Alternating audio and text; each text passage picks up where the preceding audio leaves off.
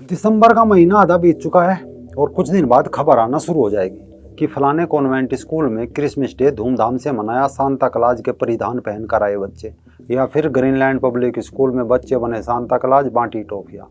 यानी अभी तक किसी का बेटा राम बना तो किसी का कृष्ण, किसी का वीर शिवाजी बना तो किसी का गुरु गोविंद सिंह। लेकिन कौन है वो लोग जिनके बच्चे सेंटा क्लॉज बन रहे हैं? ये सभी वो स्कूल है जो दशहरे पर रामलीला करके भगवान श्री राम जी का उपहास तक उड़ाते मिलेंगे, लेकिन सांता क्लॉज यानी एक काल्पनिक बुड्ढा क्रिसमस डे आते आते इनकी आस्था का प्रतीक बन जाता है। नमस्कार, रंग दे बसंती देखना शुरू कर चुके हैं आप। मैं हूँ राजीव चौधरी।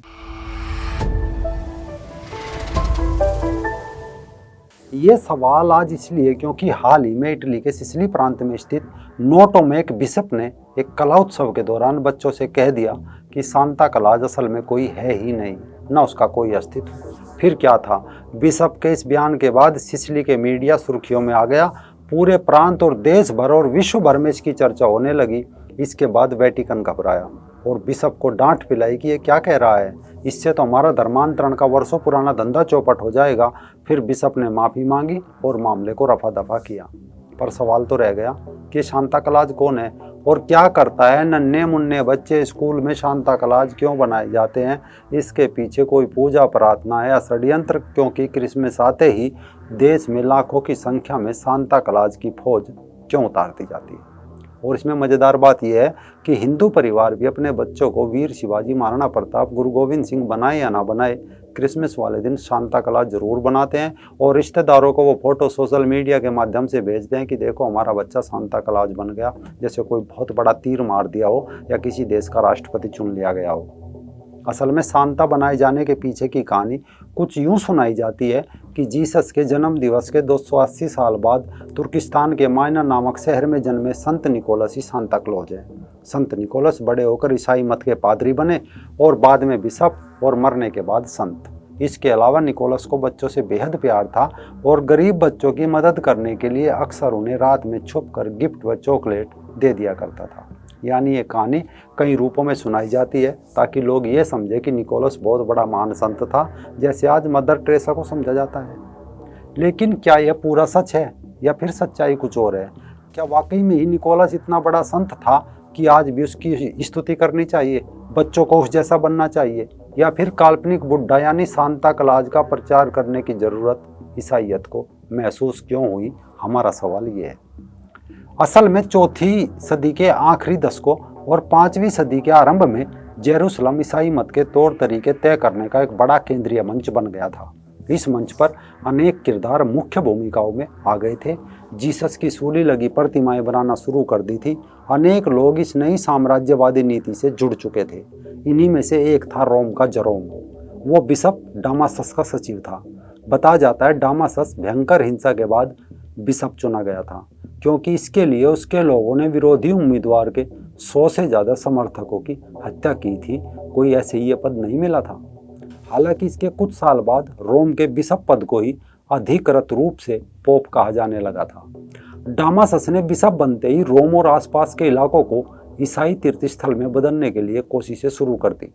रोम में ईसाईयत के शुरुआती दिनों से जुड़ी जगह को चिन्हित किया गया तथा इस इतिहास पर मनगढ़ंत किस्सों का लेप भी चढ़ाना शुरू कर दिया। इस सिलसिले में डामासस ने रोम में ईसाईयत को आगे ले जाने वाले धर्मदूतों का काल्पनिक निर्माण किया। बहुत सारे काल्पनिक देवता गढ़े गए, जैसे Jupiter, Bacchus, Apollo, Cupid, Mars, Mercury, Pluto आदि, और देवियाँ भी बनाई गई, Juno, Minerva, Ceres, Flora, Fortuna, Diana, Venus. यानी एक तरफ प्रार्थना का घंटा तो दूसरी तरफ हिंसा और कत्लेआम। लेकिन लोग डामासस के सचिव जरोम की हिंसा से तरस थे। ईसाईयत उनकी नज़रों में एक खूनी पंजा बन चुकी थी। तब वहाँ एक खेल शुरू किया गया और नाम दिया गया सांता क्लॉज। इसके द्वारा ही ईसाईयत को काफ़ी फैलाया गया। अब आप इस खेल को समझिए, यानी एक तरफ हिंसा थी तो दूसरी तरफ अपने कुछ लोगों को वेश बदलकर ये काल्पनिक संत निकोलस पैगन सभ्यता को कुचलने के लिए उतार दिए गए। ये वो दौर था जब पैगन समुदाय में यदि कोई ईसाई मत का प्रचारक पादरी दिन में मिल जाता तो लोग पकड़कर कुटाई कर देते थे। इन्होंने जरोम और डामासस को जाकर पूरा किस्सा सुनाया कि लोग ईसाईयत से काफ़ी आक्रोशित है, हम नहीं जा सकते, लोग हमें कूट रहे हैं। तब निर्णय लिया गया कि सांता क्लॉज नाम की सेना वेशभूषा बदलकर गरीब पैगन लोगों के घर के बाहर आधी रात चुपके से कुछ न कुछ रखाएंगे। दूर दराज के गरीब लोगों के लिए चमत्कार जैसा था। इसी कारण बच्चों को जल्दी सुला दिया जाता, क्योंकि अगर किसी के घर पे कोई जागता मिल जाता तो सांता कुटाई के डर से कुछ नहीं रखते थे। धीरे धीरे लोगों का विश्वास ईसाइयत पर बढ़ने लगा और जब रोम में इसका सफल प्रयोग हुआ तब ये सांता क्लॉज अगली जगह भेज दिए गए। यानी रोम में इस सफल प्रयोग के बाद ये लोग समूचे यूरोप में भेजे गए। दूसरी शताब्दी में इन्हें अफ्रीका भेजा गया। इसे ऐसे समझिए कि गरीब बस्तियां और गरीब देश पहले चिन्हित किए जाते और उनमें चुपके से सांता उतार दिए जाते। सबकी ड्रेस एक जैसी थी तो लोगों को लगता था कि एक ही सांता है जो उपहार बांट रहा है और ये कोई बहुत बड़ा संत है। लेकिन दूसरी शताब्दी समाप्त होते होते ये खेल समाप्ति की कगार पर चला गया। यूरोप, अमेरिका, ऑस्ट्रेलिया का बड़ा हिस्सा चर्च के अधीन हो चुका था। अरब में इस्लाम था। भारत में सनातन धर्म की गहरी जड़ें होने के कारण यहाँ इनकी दाल नहीं गल रही थी। दूसरी बात यह थी कि हिंदू मुस्लिम आमने सामने थे। हालांकि गोवा में जेसुकेट मिशनरी के साथ आए पादरी फ्रांसिस जेवियर द्वारा ईसाइयत थोपने के लिए जो अत्याचार हिंदुओं पर किया गया उसका उल्लेख आत्म तक रुला देने वाला है। गोवा में हिंदुओं पर अत्याचार का काला समय 1560 से लेकर 1812 तक माना जाता है। इसी के साथ धीरे धीरे सांता क्लॉज वाला काम भी धीमा पड़ गया, क्योंकि यूरोप के देश आपसी राज्य और सत्ता के लिए लड़ने लगे, या जिन देशों में उनका उपनिवेश था वहां उनके विरुद्ध स्थानीय लोग क्रांति के बिगुल बजा रहे थे। पहला विश्व युद्ध चल रहा था। फिर सांता क्लॉज मार्केट में अचानक लाया गया। 1915 में white rock beverages mineral water बेचने के लिए सांता की छवि का उपयोग इस कंपनी ने किया। इसके बाद इसी कंपनी ने 1923 में अपने जिंजर एल के विज्ञापन के लिए सांता की छवि का उपयोग किया। लेकिन 1930 आते आते हेडन संडबलोम नाम के एक कलाकार जो कोका कोला की एड में सांता बनकर आया, लाल और सफ़ेद रंग की पोशाक में सांता के रूप में छा गया और 35 वर्षों तक लगातार एड में दिखाई दिया। लगभग ये काम चला 1965 तक। मतलब पहले ईसाइयत बेचने वाला सांता अब कोका कोला बेचने वाला सेल्समैन बन चुका था। लेखक जेरेमी सील अपनी पुस्तक Nicholas the epic journey from saint to Santa Claus में बताते हैं कि 19वीं सदी में कैसे सांता क्लॉज की छवि का बिजनेस के लिए प्रयोग किया गया। कहीं सांता घंटियां बेच रहा था तो कहीं छाते, कहीं घड़ियां बेच रहा था। सील ने तो एक इंटरव्यू में ये तक कहा कि ये वास्तव में दुनिया की वो चीज़ें हैं जिनसे वे उभर कर सामने आए। मतलब क्रिसमस ट्री, घंटियां आदि ये सब सिर्फ 19वीं सदी के व्यवसाय से प्रेरित है और कुछ नहीं है, जो आज अरबों खरबों का व्यवसाय बन चुका है। भारत जैसे देशों में भी क्रिसमस ट्री, घंटियां बड़े पैमाने पर बिजनेस बन चुका है।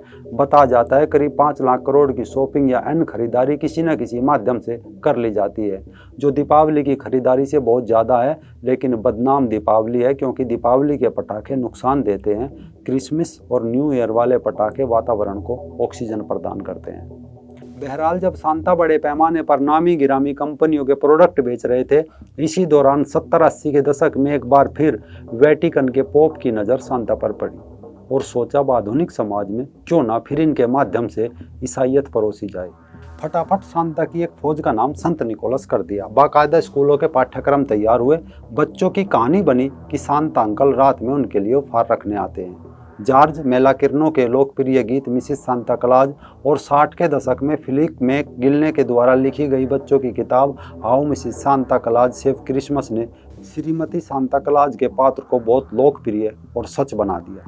इसे एक मानक चरित्र के रूप में स्थापित कर दिया। इसके बाद भारत जैसे देशों में भी स्कूलों में सांता क्लॉज की कहानी पढ़ाई जाने लगी, किंतु असल में यह पूरी फौज थी जो पिछले कुछ सालों से भारत में भी स्कूल, कॉलेज, बस्तियों में अपना काम कर रही है।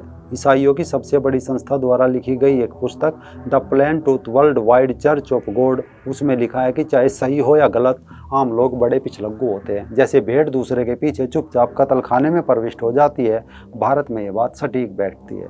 ईसाई मिशनरीज ने यहाँ लोगों को भेड़ के रूप में देखा और इसका भरपूर प्रयोग किया। जो लोग आज समझते हैं सिर्फ एक सांता क्लॉज है, लेकिन ये एक बड़ी सेना है। हालांकि पिछले कुछ सालों में अनेकों जगह शांता बनकर चोरी ठगी के कई मामले सामने आए। कई जगह दुकान और मकान लूटने वाले कहीं और नहीं तो बल्कि सांता क्लॉज ही थे।